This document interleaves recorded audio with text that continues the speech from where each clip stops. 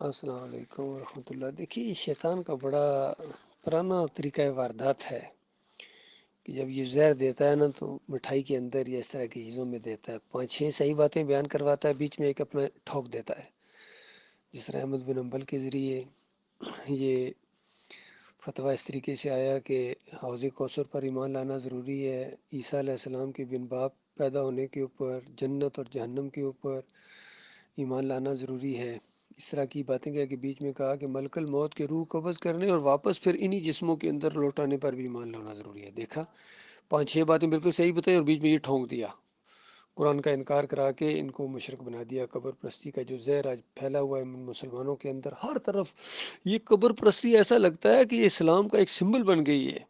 یعنی اگر کسی جگہ کوئی بندے دیکھیں کہ کوئی مزار ہے، ڈول ڈمکا ہو رہا ہے، وہاں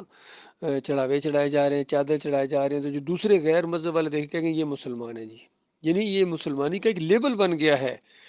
حالانکہ جو اصلی مسلمان ہیں، جو اصلی مومن ہیں، اللہ کے مومن، قرآن کے مومن، وہ اس طرح کی حرکت جہاں بھی دیکھیں گے نا کہ کسی مزار کے اوپر چڑھاوا چڑھایا جا رہا ہے، کوئی بکرا ذبح کیا جائے، فوراً کہیں گے کہ یہ مشرک ہیں، یہ بگڑے ہوئے مسلمان ہیں، یہ مسلمان مشرک ہیں، اس کے ذہن میں یہ چیز آئے گی۔ لیکن آج پوری دنیا کے اندر یہ جو مزار پرستی ہے، گنبد پرستی ہے، یہ اسی وجہ سے ہے، چادریں اسی وجہ سے چڑھائی جا رہی ہیں عرس اور میلے کہ بابا جی زندہ ہیں جی، ہم بابا جی کو نہیں دیکھ رہے، بابا جی تو ہمیں دیکھ رہے ہیں، اور سارے اسی قبر کی طرف اشارہ کرتے ہیں۔ وہ علی انجینئر ہو، تقی عثمانی ہو، طاہر القادری کا تو کہنا ہے کہ وہ تو قبر کے پاس کھڑے ہو کے کہتے ہیں، نصیحتیں کر رہے ہوتے ہیں کہ بول بیٹے بول، اب فرشتے آ گئے ہیں، اب یہ کرو، وہی جواب دو، اس طریقے سے ڈرامہ کرتا ہے پورا۔ اور طارق جمیل بھی اسی طریقے سے، سارے اسی قبر کی طرف اشارہ، توصیف الرحمان راشدی ہو یا جتنے یہ کاندلوی ہو، زکریا کاندلوی تبلیغی نصاب والے، اور فضائل اعمال ہوں، سب کے اندر اسی قبر پرستی کا مواد موجود ہے، شرک موجود ہے۔ تو بالکل یہی طریقہ اختیار کیا ہے اس اجرت کے معاملے میں بھی کہ عمر بن خطاب کی طرف صحیح باتیں جو ہیں وہ بھی منسوب کر رہے ہیں کہ انہوں نے بہت زیادہ دنیا کو گویا نظام دیے، پولیس کا محکمہ قائم کیا، جیلوں کا نظام قائم کیا، اور یعنی اس طرح فوج باقاعدہ تیار کی اور سارا معاملہ کیا۔ بیچ میں یہ بھی ٹھونک دیا کہ انہوں نے اماموں کو تنخواہیں بھی دیں، مؤذنوں کو تنخواہیں بھی دیں۔ بالکل یہ جھوٹی بات ہے، یہ بات بیچ میں ملائی ہے تم لوگوں نے، بے ایمانو مولویو۔ عمر بن خطاب کبھی قرآن کے خلاف کوئی فتویٰ نہیں دے سکتے، کوئی کام نہیں کر سکتے۔ جب نبی علیہ السلام کی باتیں موجود ہیں کہ مؤذن اس کو رکھو جو اجرت نہ لے، تو کیا تم یہ کہہ سکتے ہو کہ عمر بن خطاب رضی اللہ عنہ اجرت دینا شروع کر دیا تھا؟ کچھ تو خیال کرو۔ اصل میں جب یہ خود مشرک بن گئے، خود جب یہ حرام خور بن گئے، تو انہوں نے الزامات لگائے ہیں نیک لوگوں کے اوپر۔ جب یہ خود ان کے دماغوں کے اندر سجدہ تعظیمی آیا تو انہوں نے انبیاء کے اوپر الزام لگایا کہ انہوں نے بھی کیا تھا جی، یعقوب علیہ السلام کے خاندان نے کیا تھا سجدہ تعظیمی۔ جب یہ خود نبی کے بندے بنے ہیں تو اشرف علی تھانوی نے فتویٰ دیا کہ اللہ کے بندوں کو نبی کا بندہ کہا جا سکتا ہے، سورہ زمر میں ہے، قل یا عبادی الذین اسرفوا علی انفسہم لا تقنطوا من رحمت اللہ۔ اللہ تعالیٰ کہ قل یا عبادی، یعنی نبی علیہ السلام کو اللہ کہہ رہے کہو اے میرے بندو، یعنی نبی کے بندے۔ اس طرح اس نے پھیر دیا اللہ کے بندوں کا رخ نبی کی طرف پھیر دیا۔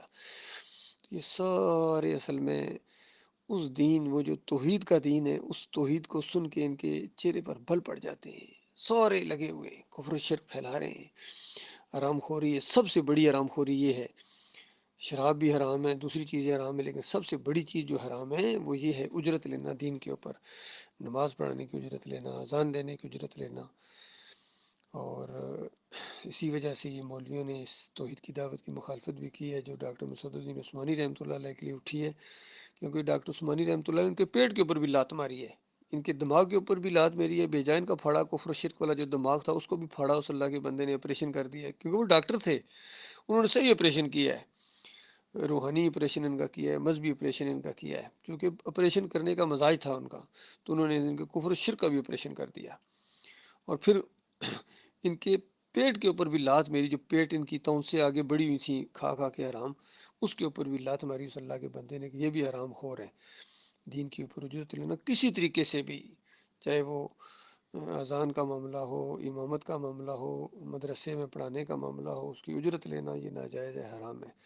اور قرآن کی آیات کے ذریعے بھی، حدیث کے ذریعے بھی، اور پھر ابو حنیفہ رحمۃ اللہ علیہ کا فتویٰ بھی لائیں کہ حنفیو تم کہتے ہو ہم ابو حنیفہ کے ماننے والے ہیں؟ ابو حنیفہ تو کہتے ہیں کہ یہ امام جو امامت پر اجرت لیتا ہے، یہ مؤذن جو اذان دینے کی اجرت لیتا ہے، وہ عالم دین جو فقہ اور قرآن یا دوسری چیزیں پڑھاتا ہے مدرسے کے اندر، وقت تو لگے گا اس وقت کہ وہ پیسے نہ لے، اگر پیسے لیتا ہے تو ناجائز لیتا ہے، حرام خور ہے۔ یہ ساری چیزیں موجود ہیں پھر بھی لگے ہوئے ہیں۔ اللہ تعالیٰ ان کو ہدایت دے بھائی۔